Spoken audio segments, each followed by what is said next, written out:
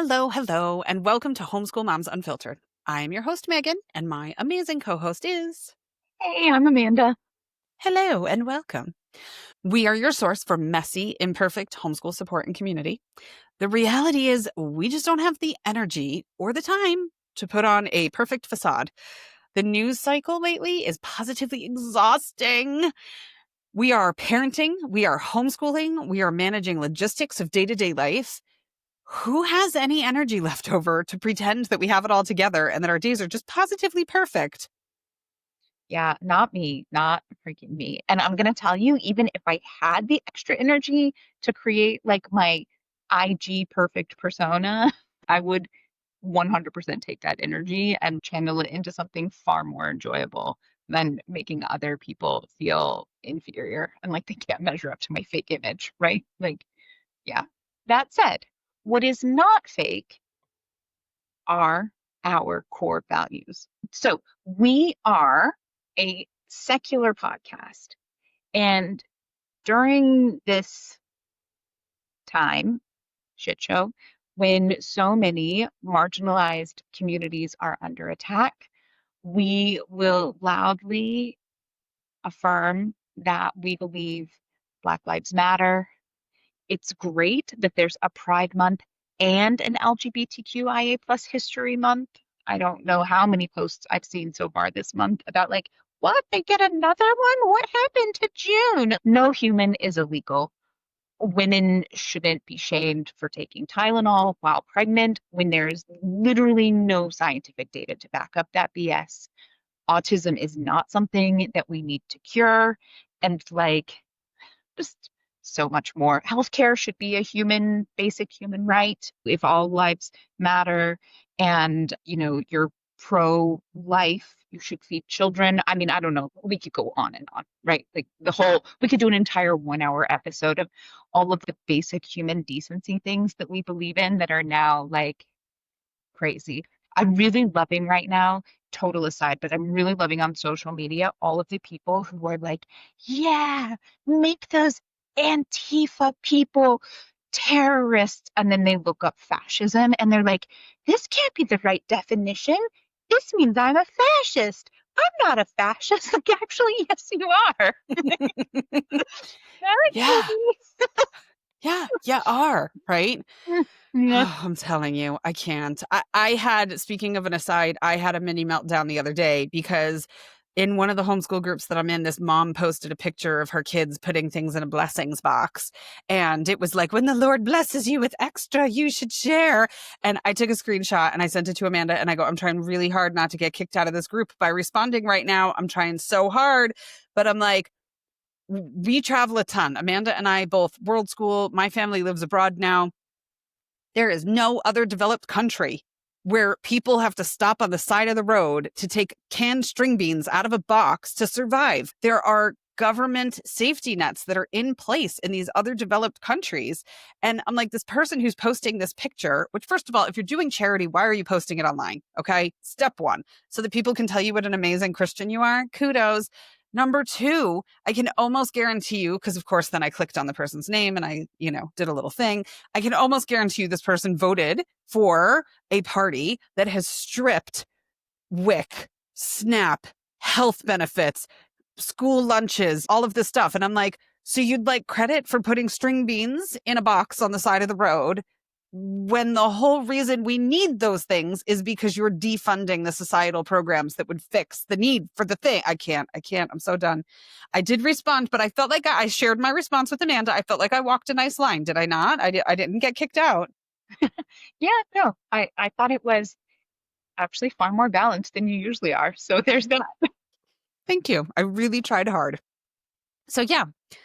Oh, but as stressful as life is right now, okay, we are going to aim to provide a refuge from the madness for the next hour-ish. Today, we will be talking about a topic that will hopefully relieve some of your homeschool related stress. We can't do anything about the crumbling democracy piece of it. I mean, aside from making signs and boycotting Amazon. Like there's not a ton we can do. Writing senators, blah, blah, blah. We're doing all that stuff. But your homeschool stress, we can really target today. We can really nail that, I think.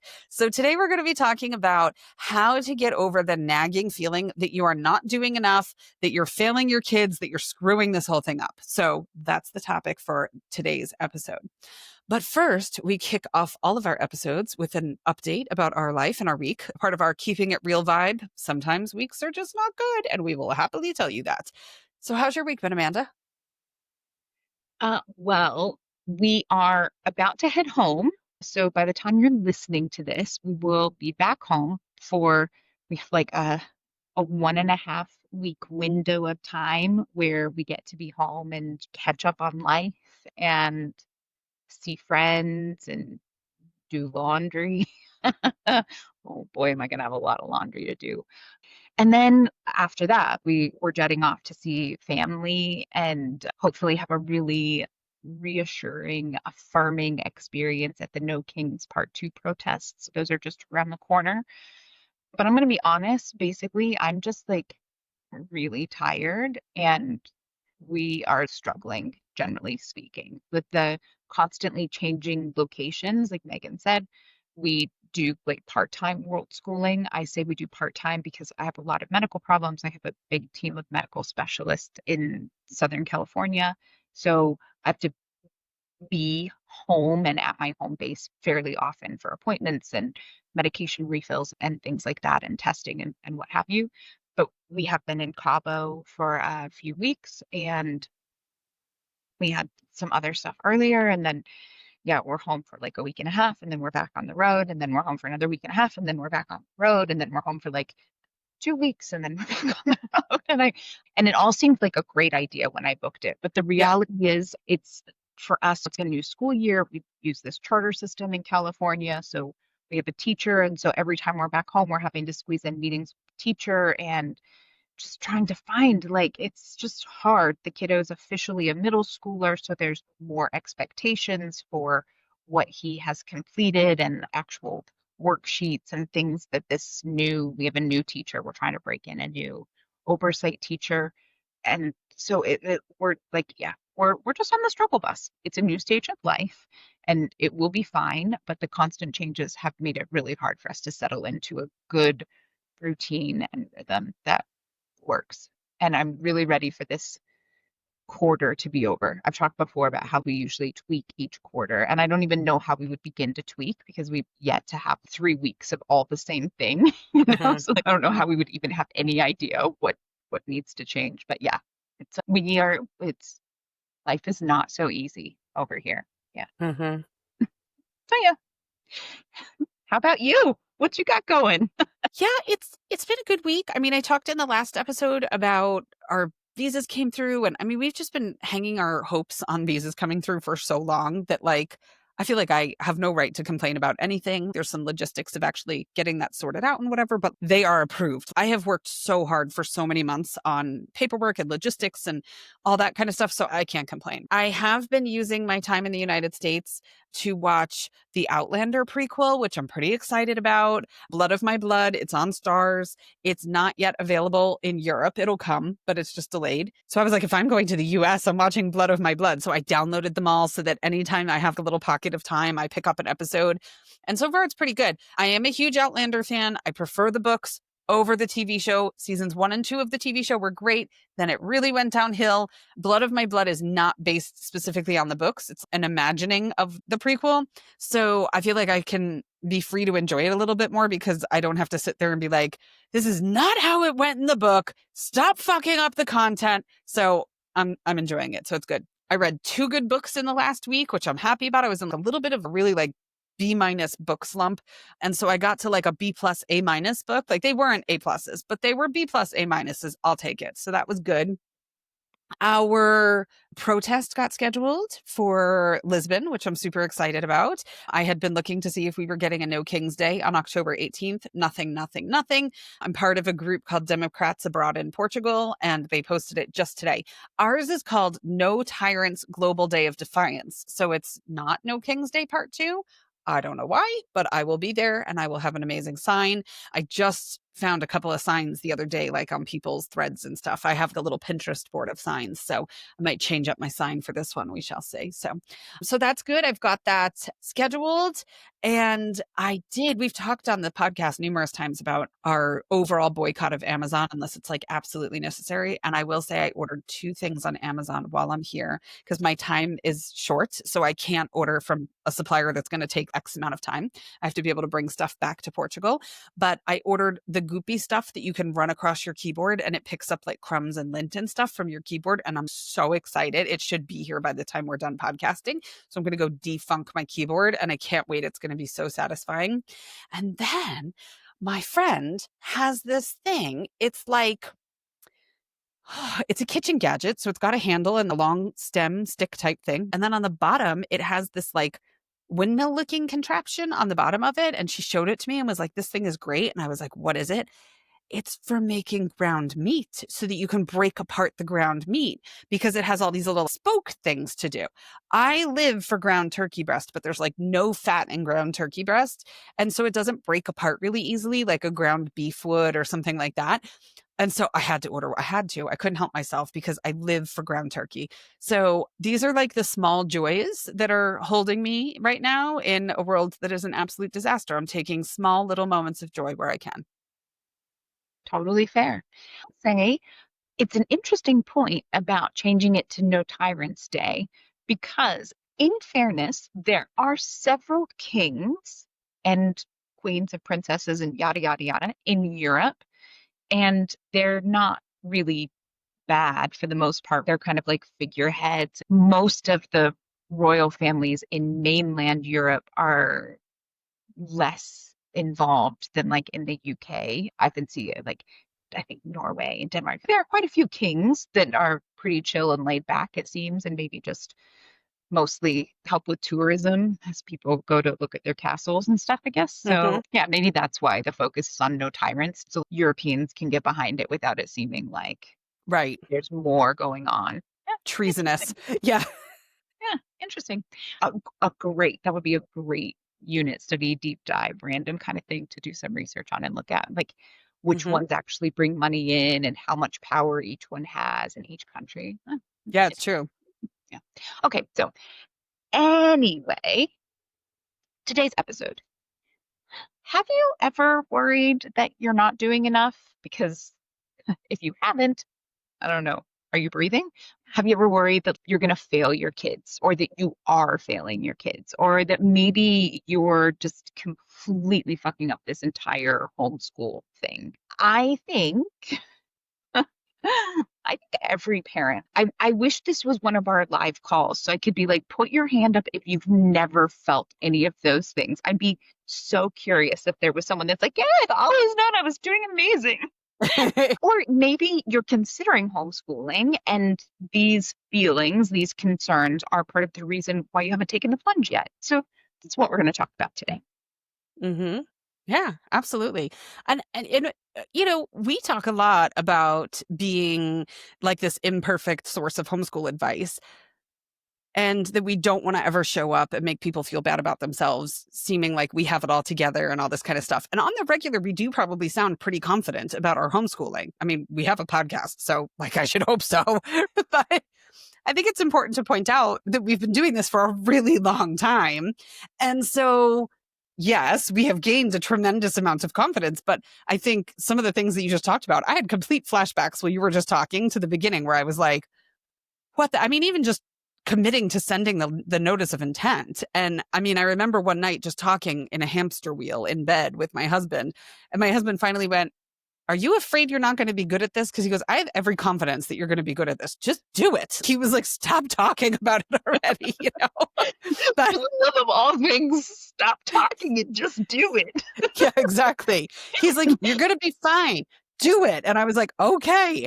So Yeah, I mean, on the regular, we do show up and sound pretty confident. But first of all, I think we still have feelings like this from time to time as we enter different segments, whether it's, sending them off to college or Amanda just started middle school with her kiddo. So there are these kind of moments where things shift and change, and you're like, I hope we're ready, or I hope I'm doing this okay, and all that kind of stuff. But also, we did not have this level of confidence 5, 8, 10 years ago. So please do not ever walk away from our episodes with that. They've got it all together, and I am just flailing over here. We did not have it all together at the start. I can speak for myself. Did not have it all together. Changed approaches 101 times, stared at the ceiling until 3 a.m. So, yeah, it's okay.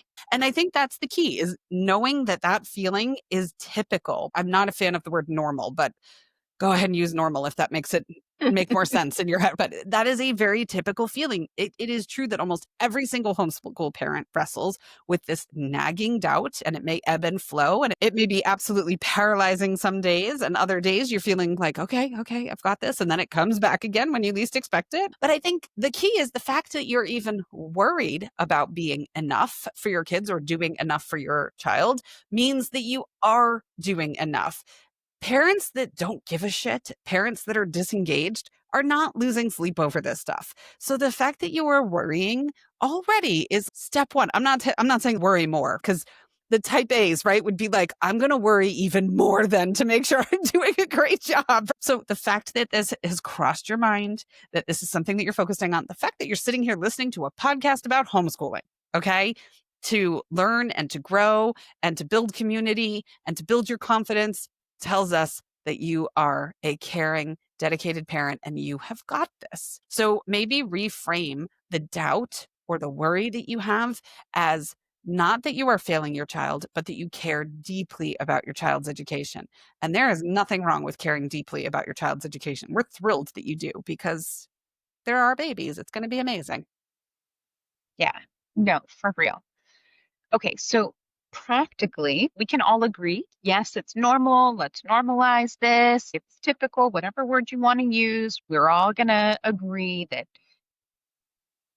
basically everyone, again, I said it last episode, I'll say it again this episode. As soon as I say everyone, someone will be like, I never worried. And then I'll be like, of course you didn't. But pretty much everyone has worried at some point about whether or not they're doing this whole parenting thing wrong.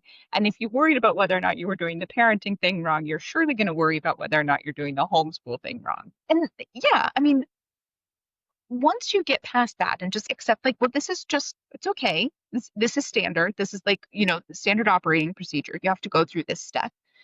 Some practical things you can do to help with that. One would be to just track progress in visible ways. We talk about this a lot of times when we're having our coaching calls with people. Don't make extra work for yourself. We're never going to be fans of like, hey, you should do more work than you need to because you've got so much free time. But that said, you can easily track work samples in a binder or a portfolio. And it's not about making your kids do extra work. You're going to collect random writing samples. Maybe you played restaurant and they created a menu so you could order.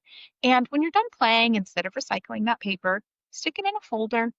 And then the next time you do it, stick the next one in the folder. Maybe write the date on the back of it so you know. And at some point, you're going to be able to pull one out and be like, look at how cute it was, the way that they spelled baguette. And then, like, oh, they don't spell it that way anymore. They got it right now. Or, like, the prices are completely crazy on this one. And then, like, they're far more realistic. Like, that's growth. You can do the same thing with artwork. You can do with, maybe science journal pages if you're doing that, or maybe you did have some kind of a science worksheet. If you are doing a more traditional sort of thing where maybe you've got math tests or math worksheets, you don't have to stick all of them. Maybe once a month, stick one in a folder, make sure you put the date on the back of it. So at some point you can come back and pull them out and see the improvement. You can actually visibly see, oh, they did improve from here to here. This is working. Mm-hmm. Another thing you can do is like photos and videos. Snap pictures of projects, experiments, or field trips. If your kids are into presentations or read alouds, you can take videos of those and kind of put together a highlight reel of learning. You could give that to your kiddo to do, and they can practice video editing skills and fun things like that. Oh, I love Um, that. I have a friend who does a homeschool annual picture book every year, and it's projects that they did and field trips they did and friends they hung out with. And it's just kind of a way that they can go back and look at the fun things that they did throughout the year. But it also helps her really feel good about what they did. And if she's having a moment of like, oh my gosh, are we doing enough? She can go back and over the years, she's got several years worth of these photo albums now. And it's a great way. I tried to do something like that. I completely fell off. I haven't done any since like 2017. I'm not good at the annual photo book, but if that's something that you can do, by all means, put it together like that. Mhm. You can do progress charts or checklists. Again, not for micromanaging because nobody needs extra work, but for visualizing growth, for just helping you know where you're at. I know I've talked about this before, but I have really bad brain fog. And I still obviously choose to homeschool, and we are aggressive academic homeschoolers. So I put together this really intense year-long lesson plan thing so that I have an idea of which units we're doing each week and just what books I need and all of this kind of stuff. And I do it when I'm in a good headspace. That way, when I have really bad weeks, I can go back and look at it and just be like, oh, this is what I need for this week. I don't have to try to think of it. I don't have to try to recall it. It doesn't matter if my brain is working as well as it should be or not, because I have all of that information there. But it also serves as a way to be able to go back and like, oh no, we totally covered that this year. We did learn this like years ago. Why am I freaking out about the fact that like maybe we didn't? Like, no, we did. It's fine. Like we did it, we Mhm. covered it. I'm going to put this out there. It doesn't work for everyone, but for some people, you might even find comfort in going back and looking at grade level standards for the previous year. And you will most likely be pleasantly surprised to find that you covered all of the things that are in there that you actually think are important. You might not have covered everything in the grade level standards because let's be real, there are plenty of things in the grade level standards that you're like, I don't think so, especially if you're a progressive decolonized homeschooler. But you can go back and look at the things from the year before and truly you'll be like, oh yeah, we naturally talked about that, or we just covered that without, or yeah, of course my kiddo knows how to do those math things, those math skills. There are lots of ways that you can track your progress, and it can be visible, it can be more mainstream and standards aligned. It doesn't have to create extra work though. Mhm. Yeah, I love that. I do the annual photo book, by the way, but ours isn't a homeschool book because we unschool, so homeschooling is life. So it's just a life book for the year, but I started it when my kids were really young because I had 3 kids in under 4 years, and the first kid had, like, a quarter of a completed baby book, and the second kid had a purchased baby book that I think I wrote her name in, but then never did anything else with, and the third kid never got a baby book, and I had some guilt about the lack of baby book situation, so that was, like, my way of doing it. And I will say, if you're working on a traditional school year calendar and you want it to be like a 3rd grade book or a 4th grade book or something, this won't help you. But if you're doing it on a calendar year, perhaps, or just a cyclical thing, the photo books from Shutterfly are dirt cheap Black Friday weekend. They're always like 75% off. So I always build ours that weekend, and then the kids get it in December at the end of the year. So anyhow, but I do like the photo book. It's pretty fun. So yeah, the other thing, I love all of those suggestions, but I think the other thing too that's kind of rampant in your suggestions there is the fact that you're zooming out on the progress and the learning. I know for me, my kids are older now and sometimes they travel independently, especially my oldest kiddo. My daughter travels independently, but she doesn't grow anymore, so it doesn't apply to her. But my oldest kiddo, he'll go away for a month or for 6 weeks or something like that. And he's 17, almost 18, so he's still growing. And when I see him every day, I don't necessarily notice that he's grown. But when I haven't seen him in 4 to 6 weeks and he comes home, I'm like, holy crap. How do your pants even still fit you? I can see the difference so tremendously because he hasn't been there. And even if your kids aren't traveling in a bit, maybe they're like going to stay with grandparents for a couple of weeks. And when they come home, you're like, what did your grandparents feed you? So same concept. But I think the key is when you're involved in the day to day, the progress feels really invisible. It feels really hard to see, especially if you've had a couple of rough days, or maybe I know when my kids were younger, sometimes we'd get sickness in the house, and it's a multi-kid thing where one kid gets it and it throws the whole house out of whack, and you feel like you might be on the way out, and then the next kid gets it, and then the next kid gets it. And it's like, and then sometimes they give it back to the first kid that had it, and somewhere in the mix you get it. And what is a cold or a sinus infection or whatever turns into 6 weeks of chaos where at the end you just feel like, we suck. We've done nothing because we've been so out of sorts for so many weeks. And so when you're in a period like that, zoom out further, zoom out further because it is okay. It is going to be okay. So trying reflections that are, like Amanda said, like the annual book, or just even every 3 to 4 months, just kind of looking back and going, okay, what have we done in the last quarter? And maybe jotting down things that your kiddo couldn't do at the start of the quarter, but they can, or things that you were focusing on. Maybe at the start of the quarter, you write down a handful of things that you're like, these are my goals. If we can make a little growth during that upcoming quarter for these things. And then at the end of the quarter, you look at it and you're like, we've done it. We've made progress. He's further ahead with X, Y, and Z than he was at the beginning of the quarter. Something like that might be really helpful in zooming out because the day to day, they don't look like they've grown, but they're growing. Yeah. And this sounds suspiciously like vision boarding and goal setting to me, Megan. Sneak it in wherever I can. But I mean, that for me, that feels overwhelming for me because my brain doesn't work well that way. And with my health, like feeling like I have to try to do things like that or stay on top of it or not miss those, that's stressful for me. So in our family, in our home, it's easier for me to track things kind of daily and to just put it away, file that away. And then when I need to, I can go back and look wherever I want because I know it's there and it's just, and I, most days, not every day, but most days, I know what I did that day. Not most months, that's pushing it. But again, it's that thing. Just do what works for you. Like Mm-hmm. Amanda says she does for the whole year. So I've got to try to do that. And it completely stresses you out and it overwhelms you. Like for the love of all things, don't do that. If it stresses you out and overwhelms you, don't do that. I have good reasons for it because I Mm-hmm. have found that's a coping mechanism for my health challenges and issues. That's how my brain works. If your brain works better with goal setting and vision boarding, I'll probably give you a hard time the same way I do Megan, but by all means, I'm not going to judge. Go on with your bad self.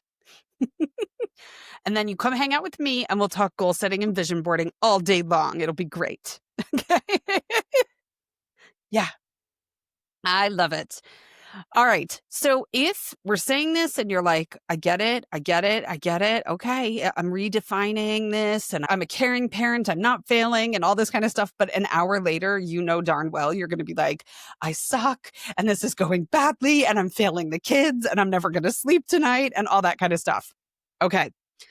We developed a course called Homeschool 101, the No Panic Boot Camp. In that course, there is a workbook.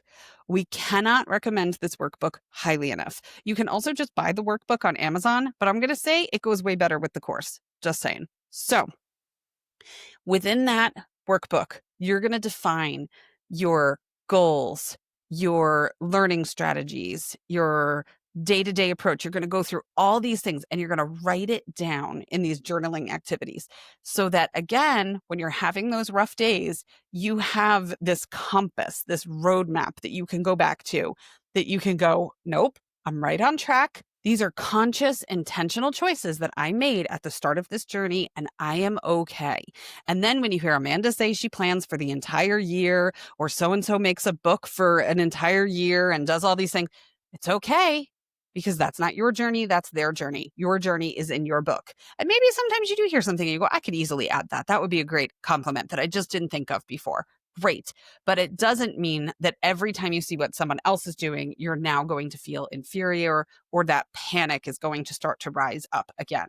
So there's the Homeschool 101. There's a course about curriculum, which is totally the Amanda show because I don't really do curriculum. I did advance the slides behind the scenes in that course, though, which was a huge contribution, if I do say so myself. And then there's the Look, those kinds of things totally do my brain in. And she was like, "Can you do it on your own?" And I was like, "Actually, really, I can't. I'm not going to be able to do this and move the slides." So she downplays it, but it would not have happened without her. So let's be real. So if you take that class, every time you see the slide advance, be like, oh, she really is good at this. It'll make me feel good. She doesn't know shit about curriculum, but that girl can advance a slide. Okay. We've got a preschool and kindergarten reimagine class, which is huge if you feel like you're failing your kids, because if you are trying to do age and developmentally appropriate kindergarten and preschool, and you are going to see your social media fill up with all of the people that were pregnant at the same time as you who are doing traditional kindergarten and preschool, which is not age or developmentally appropriate. And you're going to be like, I'm not doing enough. Look at what their kid's doing, and my kid's not doing this. And maybe I should do that. And my mother-in-law is up my ass because I'm not doing enough. Nope, nope, nope. You've taken the course, you've got a workbook. There's links to studies in that workbook that tell you that this is a great approach, that we know that this is a great approach. And it gives you just that little boost of confidence to know that you've got this. So you will find a link to our courses in the show notes. So if ever you'd like to build that roadmap to give yourself just a little boost of confidence on your homeschool journey, we have got you. And they're super affordable. The most expensive course we offer isn't even $30. So we've tried to make it really accessible to anybody who wants to come and take them and grow and gain some confidence. So come hang with us. I have been targeted recently for a bunch of those courses that are like, take this super affordable course, and it's like $197. I mean, like, I don't know what world you live in where affordable is $200, because by ending it in a seven does not distract me from the fact that it's essentially $200. So we really did try to make sure that it's maybe not as cheap as a coffee, but it is the price of an entree at the average American restaurant. Okay, so back to the topic. One thing, if you're really struggling with this, even if you're not really struggling, but you keep kind of circling back to this, like, am I doing enough? Is to take the time to redefine what enough is. In your world, is enough finishing every page in a curriculum? Because if it is, maybe it's time to rethink that. Who said that you needed to do every page, page by page in your curriculum? Maybe enough is doing however much you need to be sure that your kiddo understands and then Mhm. skipping it. Maybe enough is skipping the units that are just not of interest. Maybe enough is just making sure that whatever you're doing is nurturing curiosity, teaching resilience, and making room for joy and fun in your learning. I would And say, sorry, I was just going to say, my kids went to public school for a couple of years at the beginning, and at the end of the year, they send those workbooks home. They're not freaking done. There's blank pages galore in those books. So you do not need to hold yourself to a higher standard than the thing that society considers the way to get educated. So it's okay. They're not finishing the book either. And they're not skipping stuff because, oh, the kids already, they've got this. So we're going to move on to the next thing. They just didn't get to it. Do not kid yourself. yeah, no, that is so, so true. We were in a virtual public school for a little while because of the pandemic, and we were doing the workbook at home, and we were making sure that we were doing every page. And I don't know, like halfway through the year, the teacher was like, on the ELA units, we don't do these 2 pages. Like every week, we don't do these 2 pages of writing things. And I was like, really? Hmm. Like, I mean, first off, I think you should be, but second off, I wish we hadn't. So, yeah, there you go. Another thing to do if you're redefining what enough means is really try to shift right from checking the boxes, thinking you have to get through all of it or check everything off, to asking, is my child curious? Are they growing? Are they developing skills that matter? Can I see forward progress. And not every day. Obviously, in an ideal world, you'd see forward progress every day. But in a realistic world, you have good days, you have bad days, you take two steps forward and one step back. Is the overall trajectory progress in the direction that you want to go in? Sometimes that is more than enough. Also, and we've talked about this in so many different ways, but highlight the non-academic growth, problem solving, confidence, self-advocacy, kindness. These are all part of the learning picture. And they are taught in schools very poorly, but they are taught in school. And you can do it even better, even if there isn't a check mark on your report card or a nice little box to put your OS or A, B, whatever, system you're using or your school was using. These things are so important, whether you file them under SEL or you file them under life skills or executive functioning skills. I just had an outschool teacher reach out to me to tell me what a good influence my kiddo is in one of her classes. He had switched classes and I knew he was doing well in the first class, but the second class, it's a little bit of a different dynamic and a different teacher. And so I was like not 100% sure how it was going. That message, like, it just, like, I don't know, again, we come on here, we mostly have our crap together, but it does not change the fact that some outside validation can be really helpful. And Oof. these days, like these sorts of skills, they matter so much more than ever, I feel like. So focus on them and remember when someone at co-op or another teacher or another parent is like, oh, your kiddo did this life skill thing, or they did this really great thing, or thanks so much to your kiddo for helping with X, Y, Z. Like, take a moment to notice that and be like, yeah, yeah, I did that. Like the way Mm-hmm. that we're running our homeschool, the way that we are living our life, like I did that. That's a good thing. Yeah, it is. It feels good when it happens. I like it. Yeah. All right, we have a couple more points for you. We also want to let you know that we are in the midst of a giveaway. We announced it in last week's episode, but it is still going on and there is still time to enter. So we'll be telling you about that in just a few minutes. So stick with us because it is a bundle of a giveaway. It is super exciting. Before we get to that, let's talk about the idea of using community and comparison wisely. Comparison can be your undoing. It absolutely can be your undoing because the thing that people post on social media is the shiny conclusion of the thing. They're not showing you the tears in the day to day, the arguing over the schoolwork or the homework, or rushing to get things done until late at night and then having to wake their kid up early for school the next morning because they're absolutely exhausted because they were up too late last night working on the thing, or how they never eat dinner together because they're scattered in a million directions. Nobody shows you that part. They just show you the kid holding the certificate at the end or the award or whatever it is. So be super careful with comparison.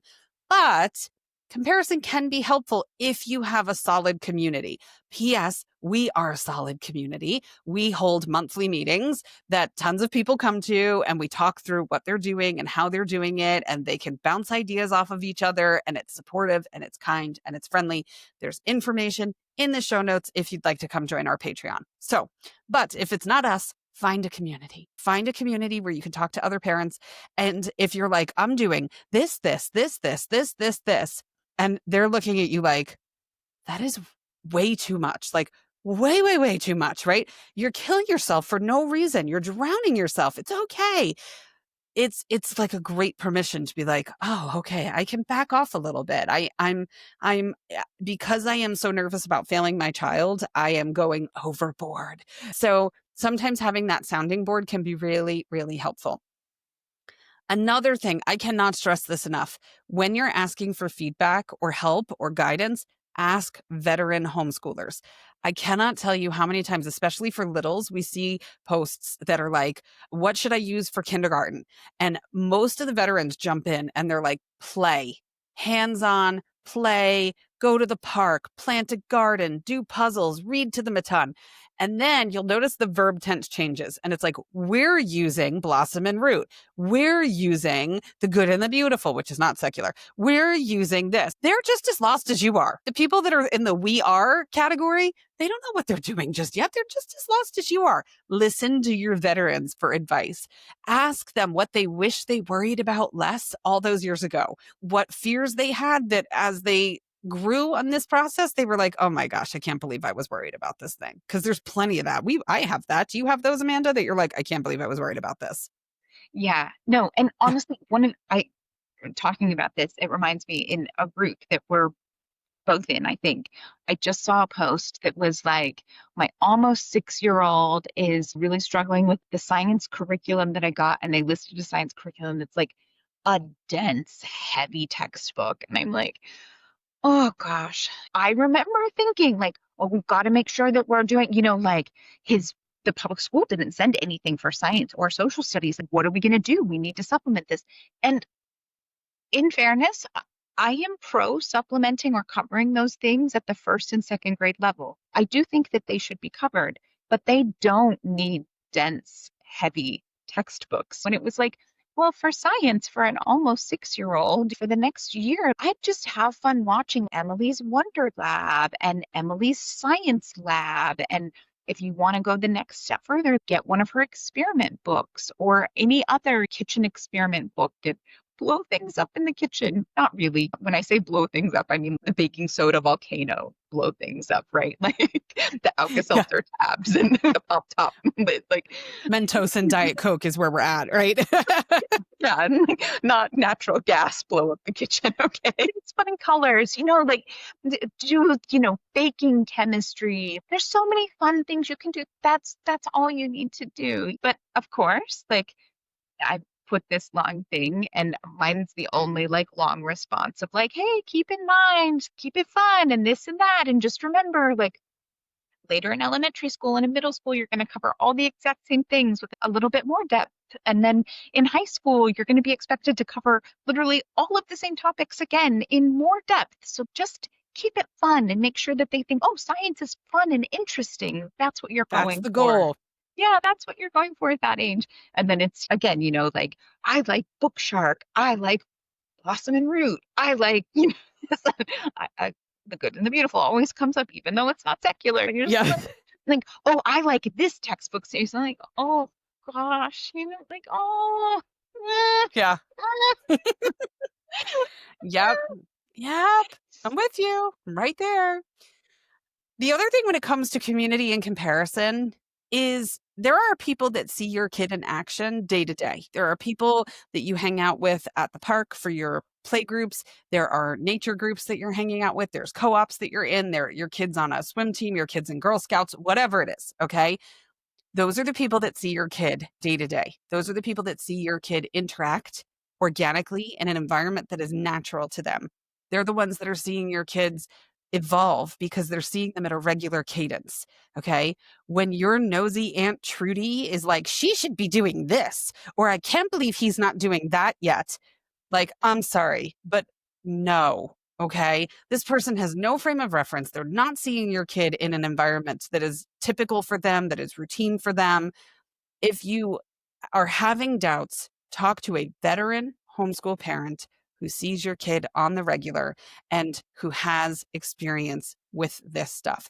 Aunt Trudy probably raised her kids 45 years ago in an era where she was, I mean, you see those videos on social media where it's like, I want to be an 80s mom. And they're out there with like the mirror under them in the sun and they're like baking themselves in the sun and they're like, make yourself some Kool-Aid. I'm not coming inside. When the kids are drinking out of fire hoses and whatever. I'm not anti-drinking out of fire hose. That probably grosses you out, but I'm all for going outside, playing, getting dirty, all that kind of stuff. But so I do have like a little streak of 80s parenting in me, but it's different. And they have no right to chime in on your kid. They just don't. So use the community that you have for feedback, a trusted community. It makes a world of difference.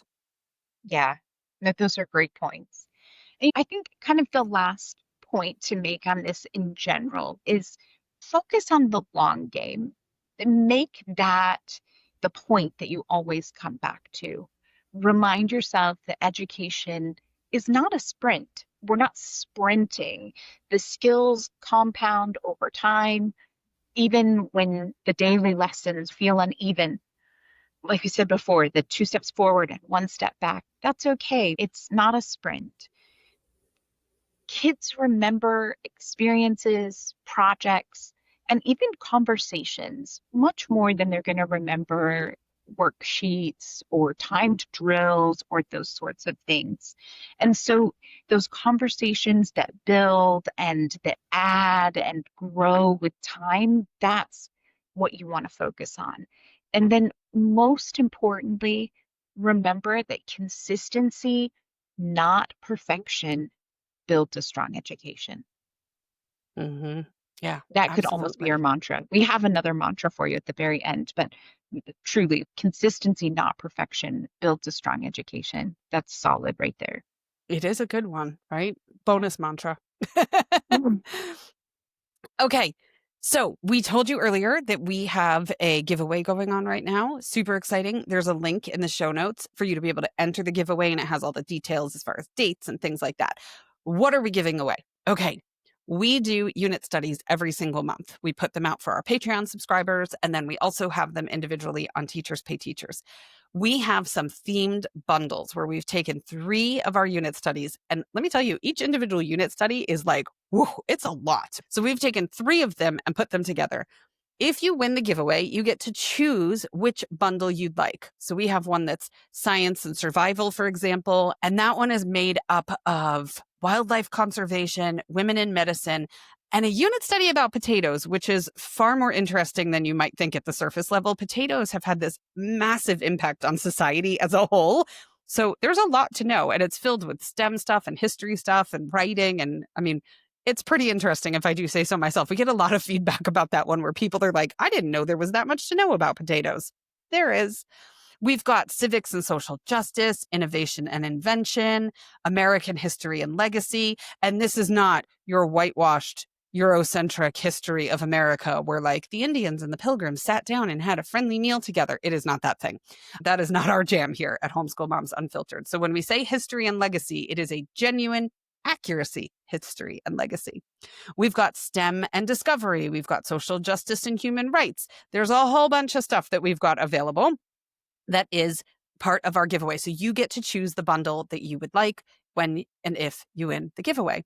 The other thing that's in there is a new book that I've written and put out called 101 Comebacks to Homeschool Objections. So if you do have people that are all up in your business when it comes to homeschooling, it offers everything from really polite ways to inform them and guide them all the way up to things that are like, because I said so, and they're my damn kids. There's links to studies that are in there that you can use to shut people down. Again, either politely or with a bit of spice. So that will also be part of the giveaway, and we'll link that in the show notes as well. So yeah, we hope you win. Good luck. Look at the show notes for the details on how to enter, and we'll be picking a winner soon. So zip on over and fill out the entry form. It's good times. Yeah, that's fun. We should also think about doing one that's just on our social media, like maybe just do something, another one. Maybe we can do the workbook or something like that now that we have, so that you don't have to fill out a form, but just to like, I don't know, ask people to Oh. comment on a post or something like that. So yeah, you should go check out the social media and see if we've got something else going on over there. Yeah. Yeah, find us on Otherwise, Facebook and Instagram. I like it. yeah, that'd be a fun way because those communities have really grown too, especially over there on Facebook. So yeah, Mhm. maybe we'll do something with those. Sorry, Yeah. random thought. I was like, just like, oh yeah, we Give could away more things. do Come that. on, let's do I it. know. It's like Yeah, Oprah. You get a book. You get a book. You get a unit study. I'm not sure anyone will ever accuse us of being Oprah, but I'll take it. All right. So we like to wrap up every episode with a mantra. We've got your mantra for this week. It is, if you're worrying about enough, that's proof you're present, you're engaged, and you're already more than enough. Like, right? Like I'm at a book reading or something. Snaps for Amanda. No snaps for me. Yeah. Come on, supportive community is essential to homeschooling. Take it. Okay. You'll take my support, damn it. And you'll I like love it. it. Oh, I'm telling you. Well, friends, I hope you enjoy the rest of your homeschool day. You are doing great. We would not lie to you. Okay. And we shall see you next week. Yeah, have a great one.